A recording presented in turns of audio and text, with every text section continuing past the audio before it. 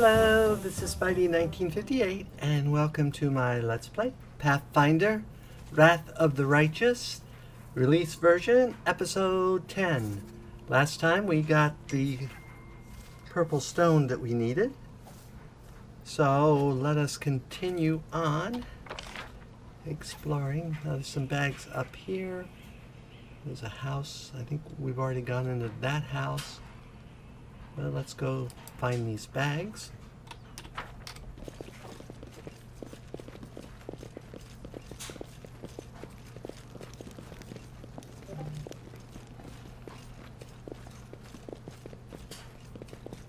And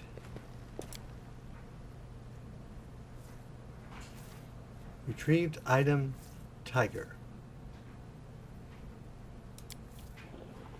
People were not killed by demons. Their mortal wounds were inflicted by ordinary weapons. Slimy skin and some gold coins.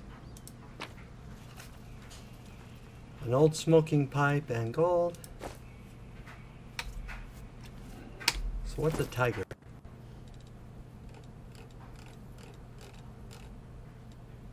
just said tiger. Oh, there it is. Tiger, the cat. Ooh, another kitty. +2 on perception lore. I don't know what they stack, but I gotta have my animals.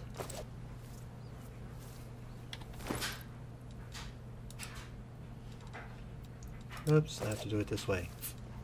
Time's not waiting. I will have my whole menagerie following us.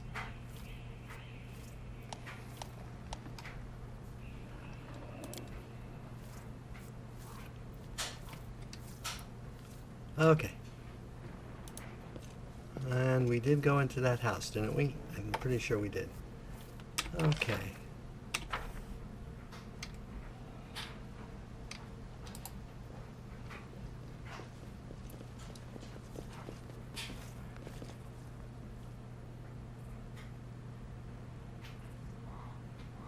Hear me. Take heed. The hordes of the abyss march. The wardstone is their target. They must not be allowed to capture it. The consequences will be disastrous.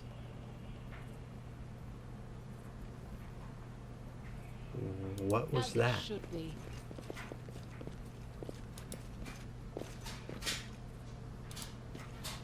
Loot. More purification. Yay.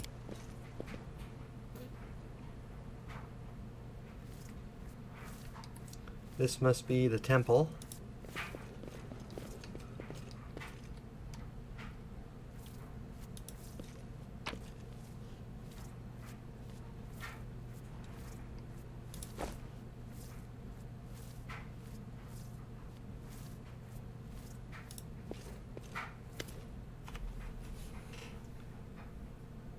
If it isn't our rescuer, it's good that you've come. Sit with us.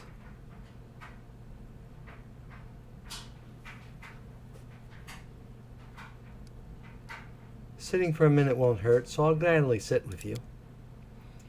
We decided to give you a gift, a special gift, one that we could never share with anyone except for the person who risked her life for ours, who didn't just take a stand against evil, but against injustice under the guise of law. Our gift is a song. Well, we call it Starward Gaze, and it came to us from the true servants of Desna from her domain in Lyrsirium. The song can gift a soul with renewed vitality. Just listen. Do I get a gift? Can I swap my song for something else, say cash or even a snack of some type? Those unschooled in the arts are possibly appreciate that some songs are worth more than gold. And those who spend their whole life eating 3 square meals a day and sleeping on silk sheets don't realize that sometimes a crust of bread is worth more than gold. Sing the song along. I'll sing along. When the music starts, Jacine finds herself in a place that looks nothing like the ruins of Cannabis. It all happens in the space of a blink. She closes her eyes on one world and reopens them on another one entirely. A delicate twilight envelopes this new world, with streaks of moonlight breaking through the gloom.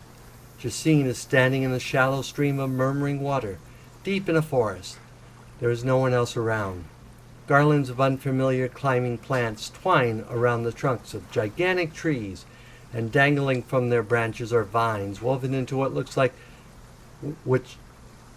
looks remarkably like swings. A carpet of fragrant grasses spreads out at the trees' roots, with islands of phosphorescent moss and lichen dotted here and there. Small, smooth stones with a strange, mirrored surface are scattered across the stream bed in which Geraldine is standing.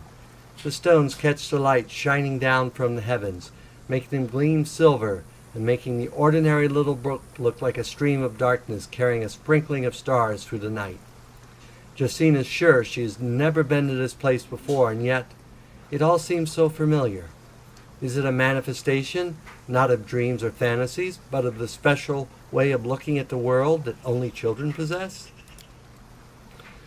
When a glint of light reflects off a piece of glass becomes a fallen star, when an oddly shaped stone can be a remarkable artifact, and when every shadow or twist in a path promises mystery or incredible adventure, a single glance into the forest streams brings this feeling rushing back. Realizing this, Jacine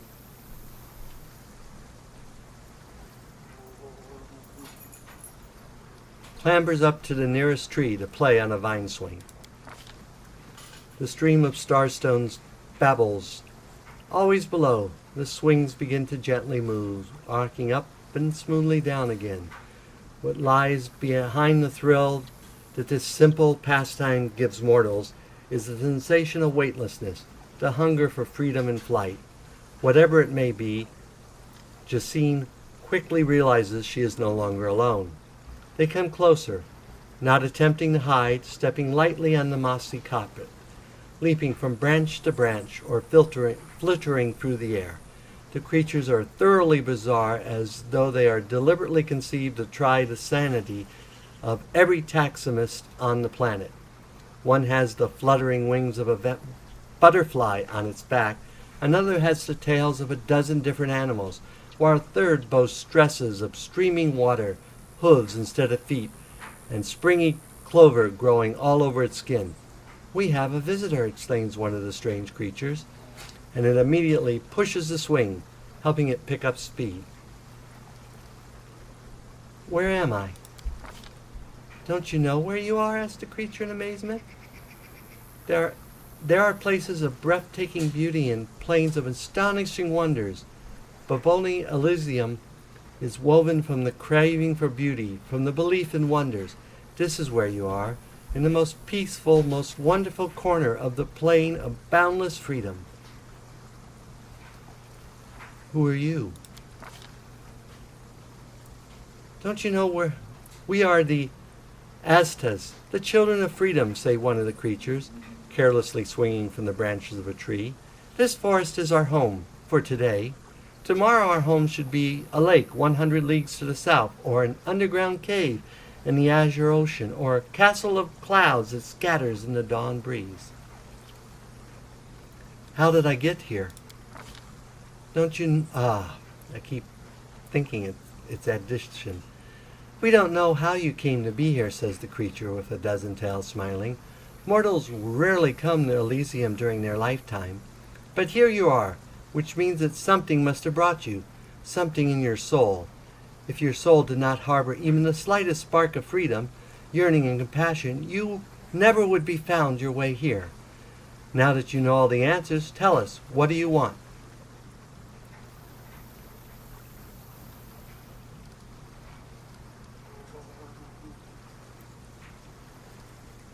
I have to go back. They need me there. The creature with butterfly wings, who has hitherto remained silent, gives the visitor a serious look and nods himself. I smell the burning, blood, and tears of the place you have come from. It clings to you. It is right that you don't wish to turn your back on the suffering of those you left behind. None of us children of Elysium could do such a thing. Go back. Be a bulwark against evil and strife. Your path is true. But would you like to take something from this place as a memento? The question hangs in the air.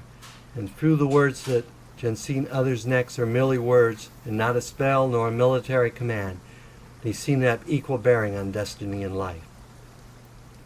Yes, I really want to. The Aztas draw closer. Take this memory with you. Take this light. Take the knowledge that any pebble struck by a moonbeam can be equal to any star. Take the understanding that you cannot fight evil with clever plans until you have conquered evil within your soul. And your soul cannot be cleansed of evil if it is not free. Take our song. Remember it, and it may help you, but only when you are true to that which brought you beneath the sky.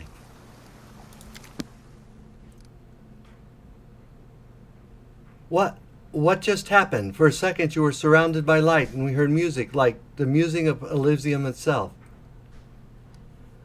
I had a vision. I was in Elysium, and the Ashta spoke to me.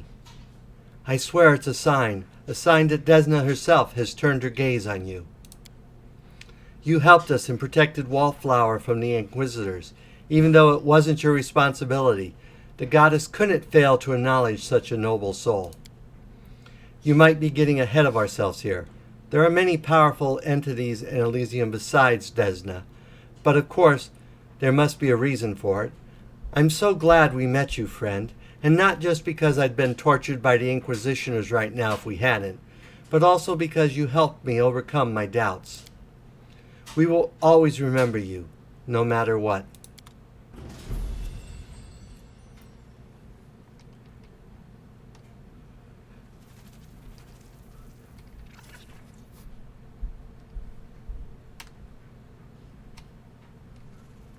Now that we've done that, let's loot your temple.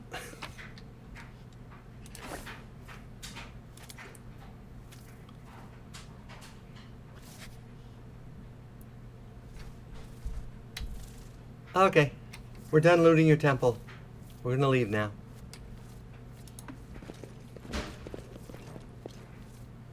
To the streets.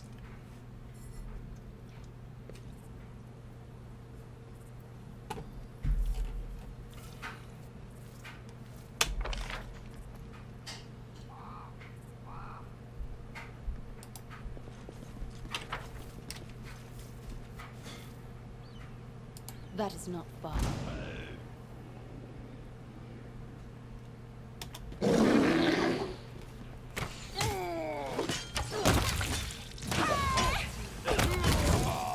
Now we continue with more normal adventuring, killing things, because we do like to kill things.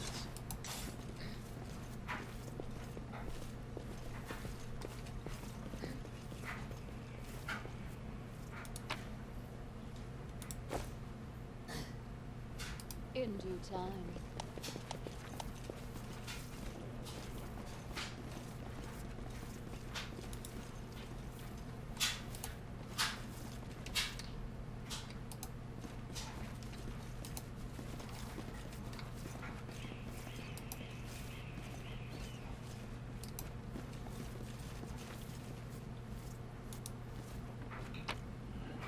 Can we retreat already?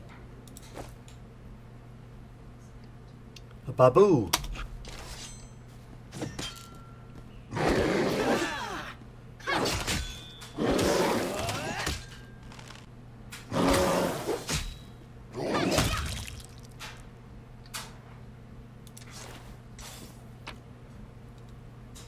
It had a magic short spear,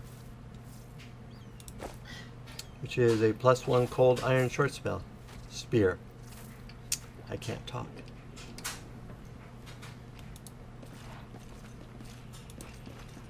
What a find.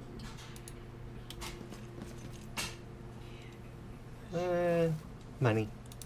Can't really complain about money. Yeah, if you just hit F, you can follow them. Just for future reference.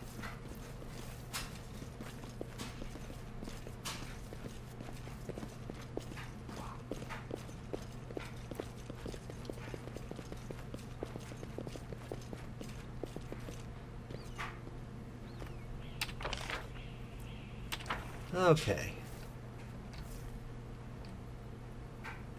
Now we can head this way. We still have much to explore. Yet another obstacle. Well, there's the ghouls we found the bodies earlier. Are half elves immune to the paralyzation? I don't actually know. I know elves All are. according to plan.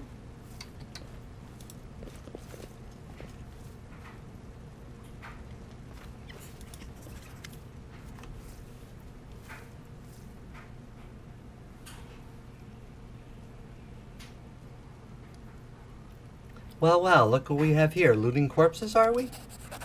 What do you expect? Almost everyone is dead. The city now belongs to the demons, and vermin, rats, crows, and creatures like this one. Ooh, pew, I thought you were demons. Good day to you, good lady. Curl, is that you? Oh, ladies, Sheila, you're alive. Goodness me, that's the second bit of good news on this otherwise lousy day. What was the first bit of good news? Stick around and you'll see for yourself. Do you know this person, Sheila? Meet Rimvi, better known as Curl. He hails from Kennebus, and he fights in the Condemned. He's one of a kind, a rogue with a heart of gold. Curl is probably none of my business, but you should ask yourself if what you are about to do is right. I didn't. I just thought, oh, it doesn't matter. Can you tell me anything useful about what's going on in the city? Afraid not, good lady. I just left Defender's Heart. Before that, I was holed up in there, too scared to leave. Although spending all the time under Commander Erebus Nose sure was something. She's strict one, woo! And when she gets antsy... Don't even start. I've had enough of her breathing down my neck to last me a lifetime. So, what are you doing here, robbing corpses? No! Rimmy Curl may be a rogue, but he doesn't loot corpses. I just need to get these poor lads' bodies off the road. My friends and I are in a terribly important mission, and we need to get through.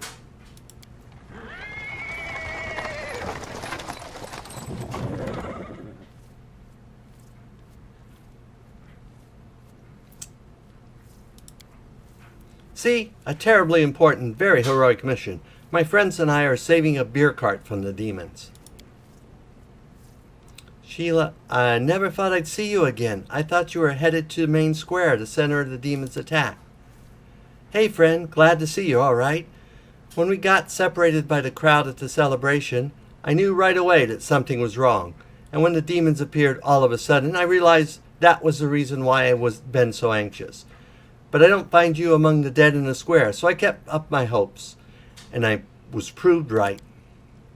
So you're the other bit of good news Curl was talking about. You and Jana are alive. Actually, by good news, I meant we found the beer cart.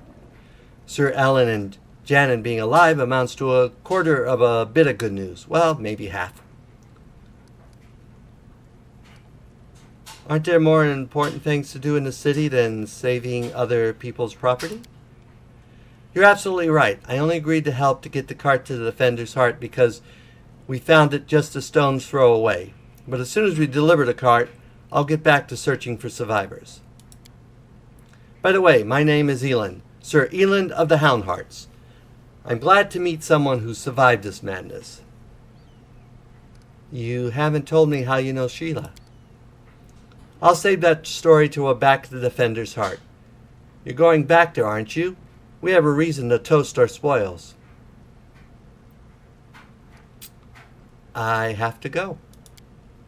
So long, and be sure to meet again, either here or in the city or at Defender's Heart. Sure you will. Come to the tavern. We'll celebrate the valiant rescue of this barrel together.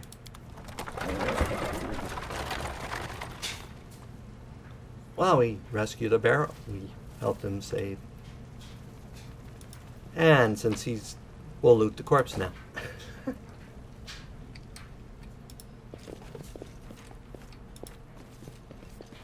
Okay, so that's another end. So let's head down here.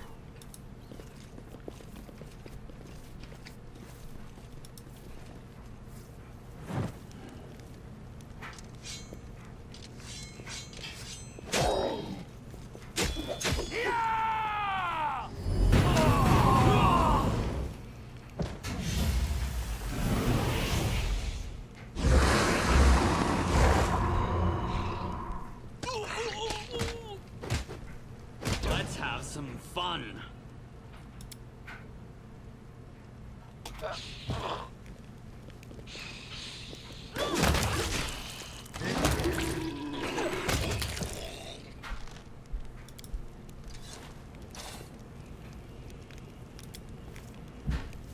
Oh, well, that happened.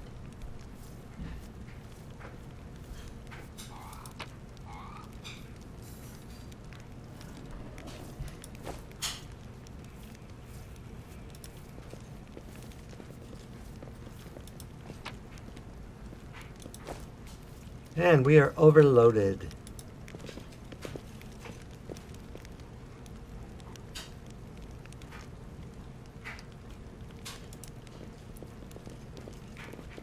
I think we're getting close to, well, we're not that close to finishing exploring the map. We still have all this down here and this over here.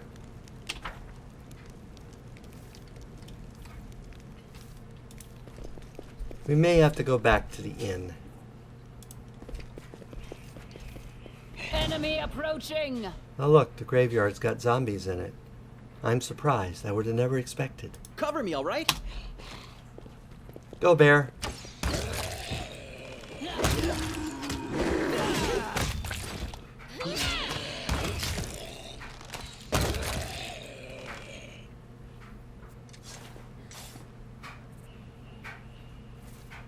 Call me again if you need to. Ah, necromancer.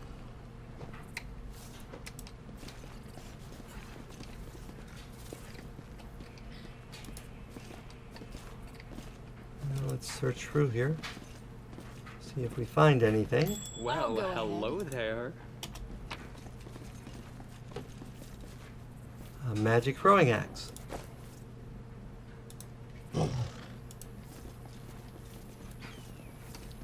You don't really have to deal with detect magic in this game because it basically everyone's assumed to As it should be. every caster's assumed to have it, so they just automatically tell you something's magical, which I'm okay with. Oh, we're all ready to go up a level. Let's level up.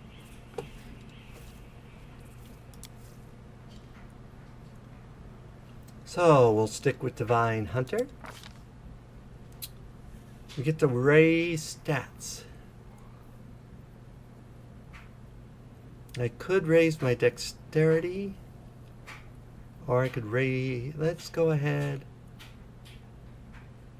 Actually, let's go ahead and raise the dexterity so we get the extra armor class. Because we now have the armor that gives us 2.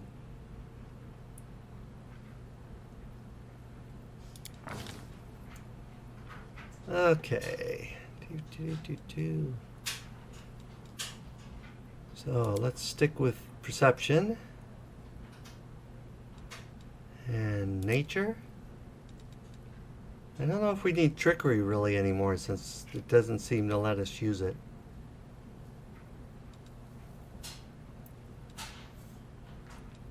Let's do world. Gives us one more point. We'll go ahead and put one in the religion. That just gives us a few more options. Okay. Choose a new spell. Second level spells.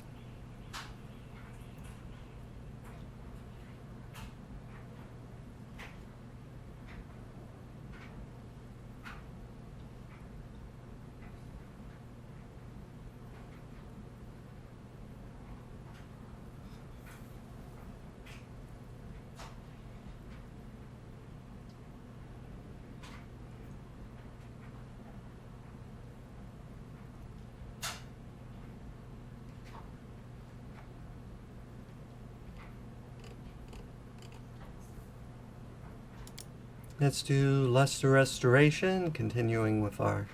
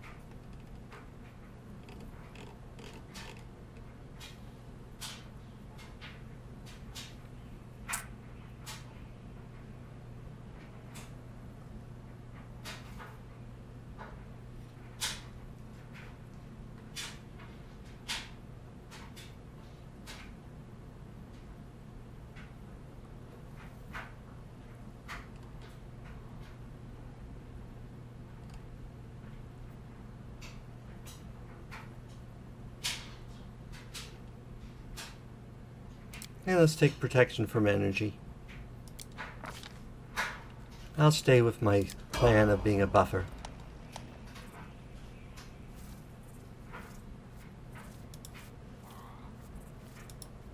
And they have to be 7th level before I get to the point I can ride them, and they're only 4th.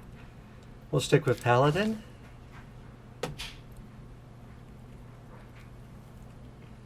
And we'll increase her strength. I don't know. Let's increase her charisma.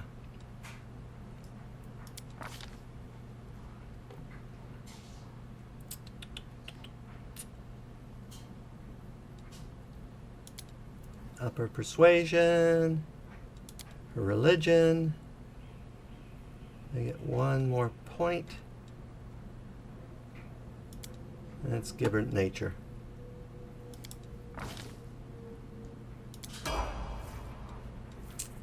And our fearless little friend here.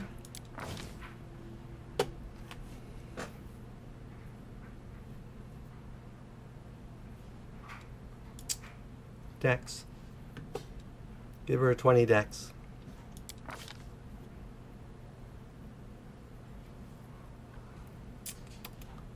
Definitely trickery. Max her out there.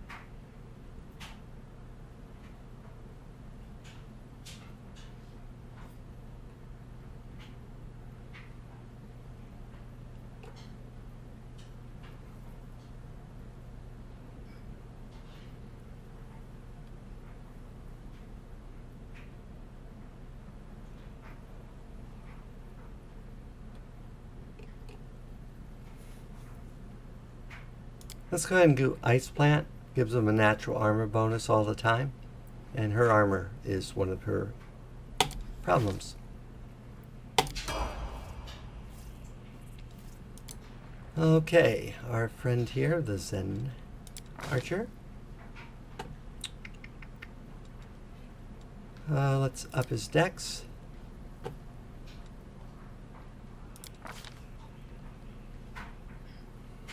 And we'll continue in his same progression.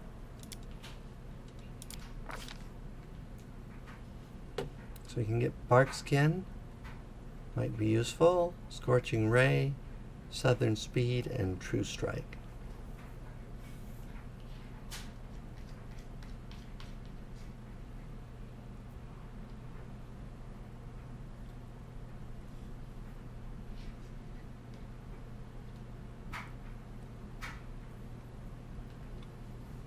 I think Scorching Ray, maybe?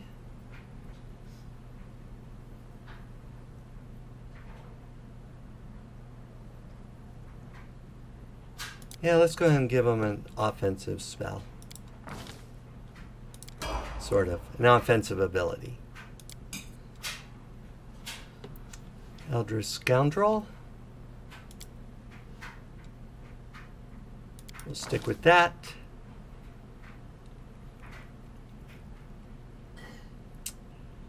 Good question. Let's go ahead and give him a bump in Constitution for the extra hit points. And we definitely want to max that out and that out.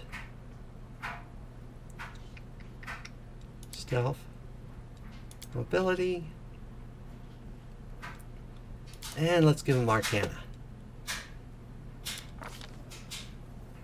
Okay, second level spells. Burning Arc. I always love Burning Arc. And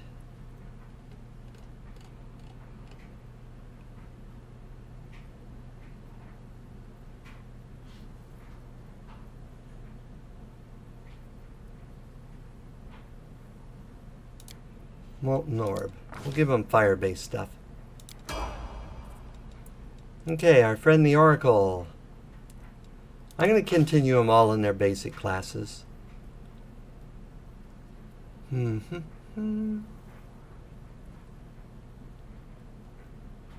give him Con to give him more hit points. He's never really going to be in combat. Let's give him plus in charisma. Okay, so we definitely want his persuasion up. And Arcana and World, he'll be one of our main people in that. First level Oracle. Oh, this is second level. Cure moderate wounds. No choice there. And our friend the bear.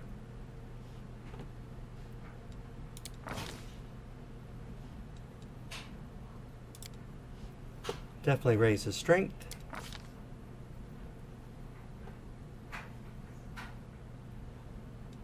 Continue with his perception, and let's raise his athletics.